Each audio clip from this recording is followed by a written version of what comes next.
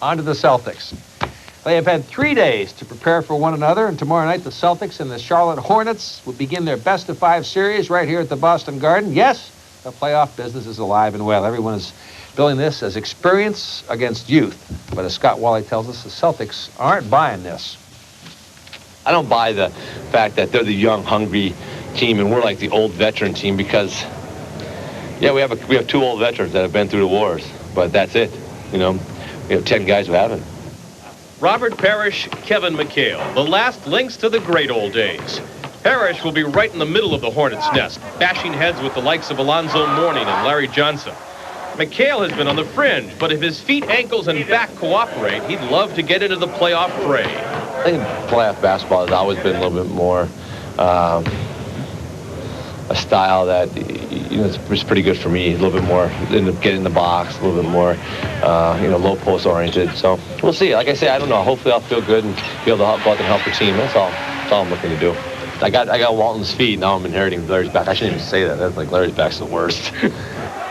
The Hornets made a nice little run at the end of the season to secure the 5th playoff spot in the East. They did lose 3 of 4 against the Celtics this season, but that one victory was at Boston Garden, the site for games 1 and 2.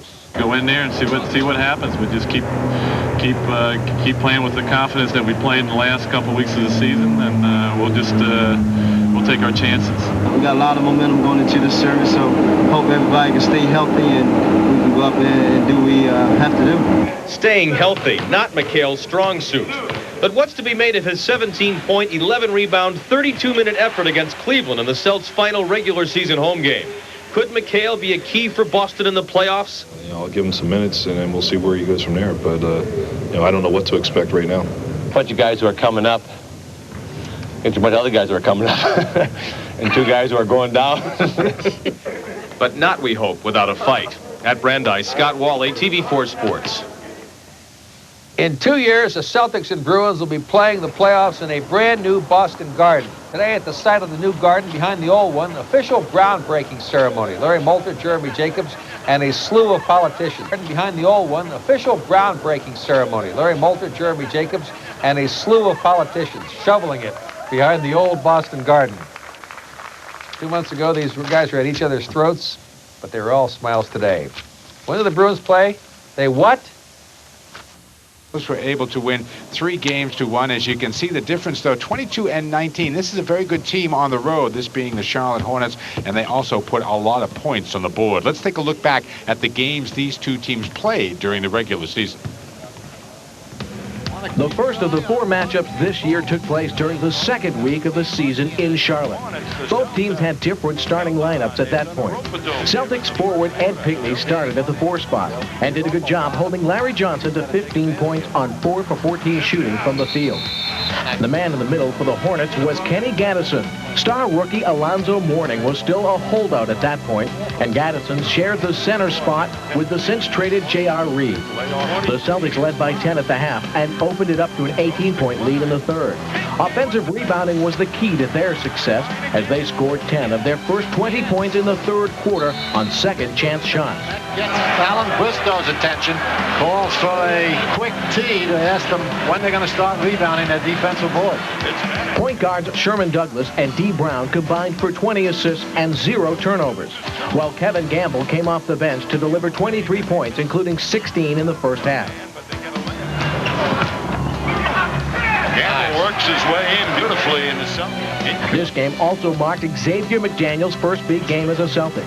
The X-Man scored 25 points in 29 minutes of play as the Celtics rolled to a 109-99 victory. Daniel splits 2 defenders, and that is more. Game 2 took place 2 weeks later at Boston Garden. The Hornets were on a 5-game winning streak and led the league in scoring with 113 points per game. The good sign for the Hornets was the arrival of Alonzo Mourning in the middle.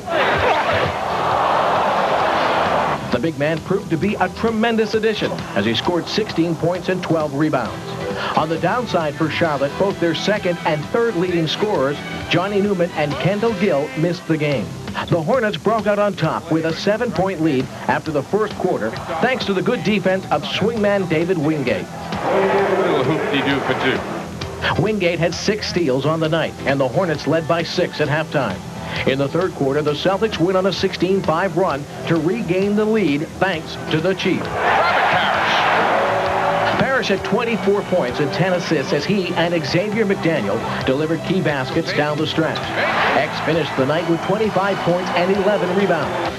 The turning point of the game occurred late in the third quarter with the Celtics up by 2. Fakes, make it 3, and he gets it off the glass. He's gone. It just got tossed by Mike Mathis. Larry Johnson was ejected from the game for yelling out loud, and his absence caused the Hornets to go the next 5 minutes without a field goal. The Celtics scored 9 points in a row and clinched the victory with a minute to go. Deep ground. Into Reggie. Spins through traffic. Back to Parrish. For 2. Final score, Celtics 111, Hornets 102. As 1993 began, the Celtics returned to Charlotte, hoping to walk away with another victory from the Beehive. The team built a 56-50 halftime advantage by playing defense and forcing the run. Blocked beautifully by Robert Parrish. Here comes Sherm. Spin move gets Reggie free. As a result, Boston shot 55% in the first half, as compared to Charlotte's 39%. However, the Hornets came roaring back in the third quarter with an 11-2 run. They passed by Morning to Johnson. Larry Johnson finally had a big game against the Celtics as he tallied 27 points and 9 rebounds. Rookie center Alonzo Mourning added 22 points, 19 rebounds, and 3 blocks for the night. Now they go inside to Morning. His turnaround. The Celtics were able to regain the lead by the end of the third quarter, thanks to the shooting of Reggie Lewis, who ended the night with 22 points. However, the true stars of the night for the Celtics were the 2 veterans. Robert Parrish had 17 points and 10 rebounds, while Kevin McHale added 18 points, including 12 in the fourth quarter. X finds McHale as they once again get Morning going to that. The duo combined for 12 points in the final 14-4 run that enabled the Celtics to capture their 3rd straight win against the Hornets, 107-103.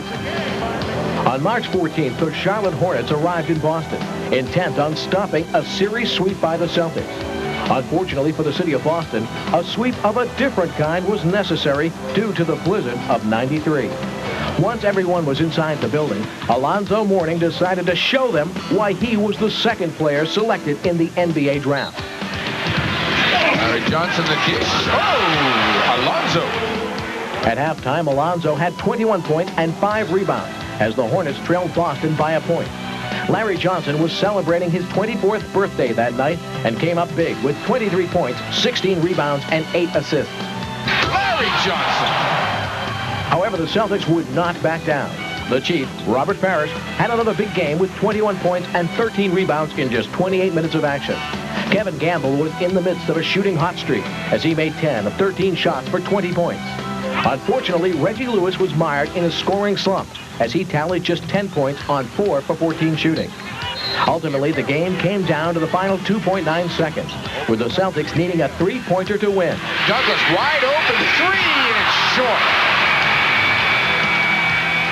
The victory by Charlotte marked their first win at Boston Garden in franchise history after 10 straight losses.